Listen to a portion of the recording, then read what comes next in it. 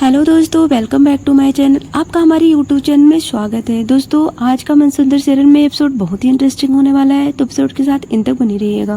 दोस्तों, रूही डॉक्टर से बात कर रही होती है नाहर के हेल्थ को लेकर के। तभी डॉक्टर बोलता है कि नाहर का हेल्थ एकदम ठीक है। तो रूही बोलती है, क्या मैं उस जगह लेकर जा सकती हूँ नाहर जी को जहाँ पे बम ब्लास्ट हुआ था? तभी डॉक्टर बोलता है कि एकदम बिल्कुल आप ले जा सकते हो, बेस्ट ऑफ लक, क्योंकि रूही चाहती है कि नाहर जी का याददाश्त वापस आ जाए। उसके बाद रूही कुछ प्लान करती है ताकि दादी और अग्नि का रूही पर से ध्यान हट जाए, ताकि रूही आसानी से यहाँ से निकल सके। रूही के प्लान के मुताबिक रूही पेपर पढ़ रही होती है। तभी वहाँ अचानक दादी जी आ जाती हैं और बोलती हैं कि रूही, तुम यहाँ क्या कर रही हो? जाओ मेरे लिए चाय बना करके लाओ। तभी रूही बोलती है कि ऐसा करती हूँ दादी जी, मैं ये पहले पापा जी को ये पेपर दे करके आती हूँ। जैसे ही रूही जाने लगती है वहाँ से, वैसे ही शिव जी की पूजा के बारे में कुछ पेपर गिरता है। तभी वो दादी उठा लेती है और रूही पूछती है, क्या हुआ दादी जी? दादी बोलती है कि रूही अपना तुम काम करो, जाओ जल्दी यहाँ से। उसके बाद दादी जी उस पेपर में क्या पढ़ती हैं कि आज सोमवार के दिन जो गर्भवती महिला शिव जी की आराधना करेंगी उसके हिसाब से बच्चा स्वस्थ और हिष्ट पुष्ट होगा।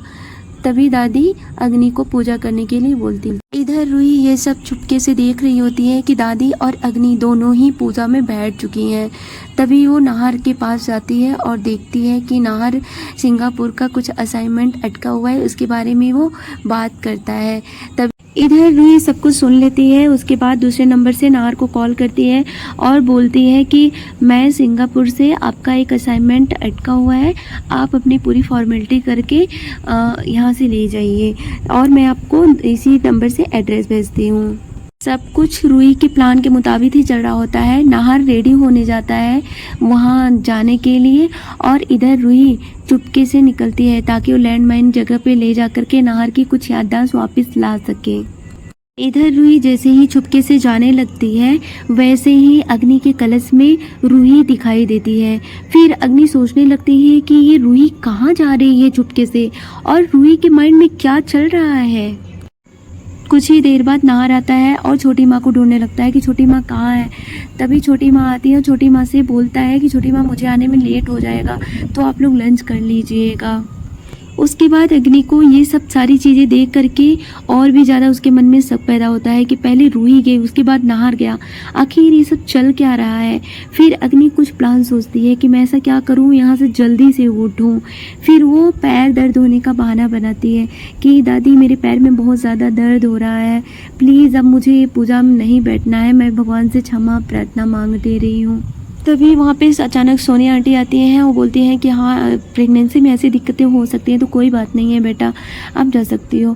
तभी अग्नि वहाँ से जल्दी से जाती है और नाहर को कॉल करती है। और उधर क्या होता है कि रूही नाहर की गाड़ी के पीछे बैठी रहती है और वो फ़ोन में देखती है कि अग्नि का कॉल आ रहा है। तभी वो छुपके से नाहर का फ़ोन ले लेती है और फ्लाइट मोड में डाल देती है। इधर अग्नि परेशान हो जाती है कि नाहर का फ़ोन क्यों नहीं लग रहा है। इधर नाहर लैंडमाइन जगह पे पहुंच जाता है और सोचने लगता है यहाँ पे तो कोई कंपनियां नहीं है, फिर ये एड्रेस तो यहीं का दिया गया था, ये फिर कौन सी जगह है।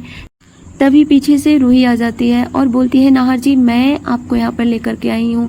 नाहर चौंक जाता है कि तुम यहाँ कैसे आई, तुम मेरी गाड़ी के पीछे बैठी हुई थी। तभी रूही नाहर से बोलती है, जी नाहर जी, मैं आपको यहाँ लेकर के आई हूँ कुछ बातें बताने के लिए, कुछ याद दिलाने के लिए।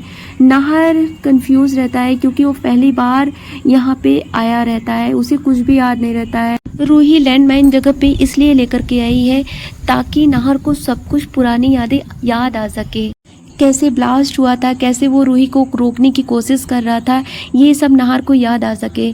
लेकिन फिर भी नाहर को कुछ भी याद नहीं आता है। तो दोस्तों, आप लोग को क्या लगता है कि रूही नाहर का याददाश्त वापस ला पाएगी? तो आज का एपिसोड यहीं पर समाप्त होता है। मिलती हूँ